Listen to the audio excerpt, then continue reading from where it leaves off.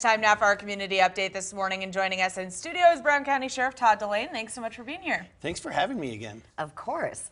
Well, what drugs are the biggest drug threat to our community, and are we seeing an uptick in use? Well, methamphetamine, heroin, fentanyl, and cocaine remain the biggest drug threats to the community, and we have seen an uptick in the use and distribution of methamphetamine, heroin, and fentanyl, as well as the associated crimes with those property crimes to support their drug habit. And then with the heroin and fentanyl, we're seeing those overdose and overdose deaths. Is that up too? That's the deaths? up. Okay. And so what are you guys doing about it to work on that right now?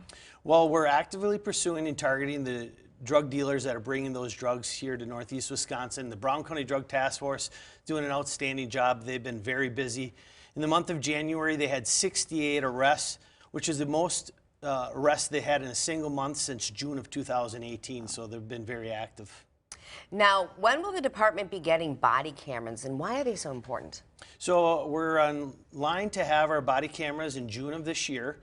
They're important because they provide transparency. They allow the community to see what the officers are doing and how they're handling those difficult situations. It's going to be outstanding because you're going to get to see what wonderful officers we have here in Northeast Wisconsin. And now we have two issues kind of happening right now: catalytic converter thefts, and then also people breaking into storage units. So tell us a little bit about what's going on there. Yeah, unfortunately, we have seen an uptick, increase in the number of storage unit burglaries and thefts from catalytic converters. And I think that really ties back to what we talked about just a few minutes ago, which is, drug use. It's to support those drug habits.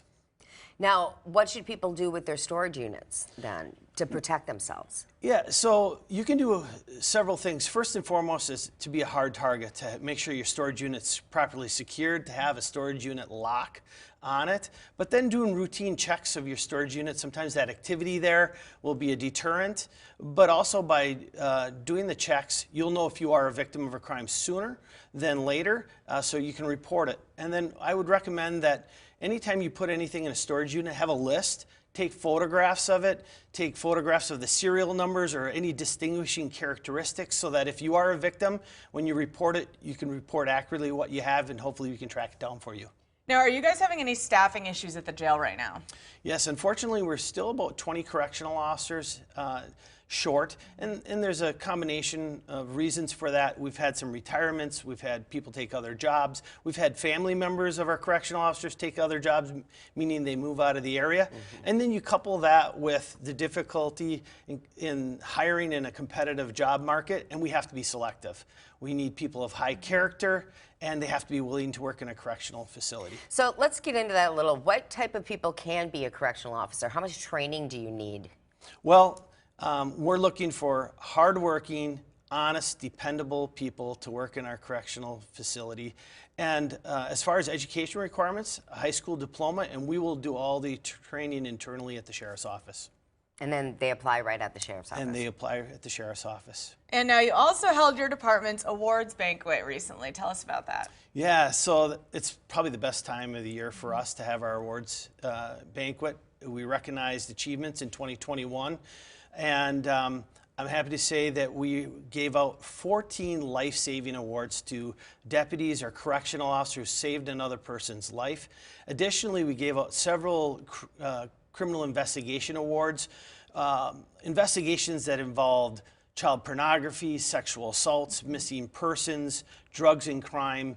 So, drugs and guns. So just a whole range of different topics, just amazing achievements in 2021. Now, is the county also seeing an increase, you're talking about guns, an increase in gun crime here too? Unfortunately, we have seen an increase in gun crime here in Brown County. And, we had that recent case where a person was exchanging methamphetamine for a ghost gun. That was part of our awards recognition for those investigators to track that down. All right, thank you very much for joining us today. We appreciate it, Sheriff. Thanks for having me. In Brown County today, I'm actually seen by Denmark. We're seeing some snow from the lake, so we'll have some lake effect snow across the county today. 14 degrees, 21, maybe a flurry at noon, and more snow as we go into the night tonight, which I'll time out after this.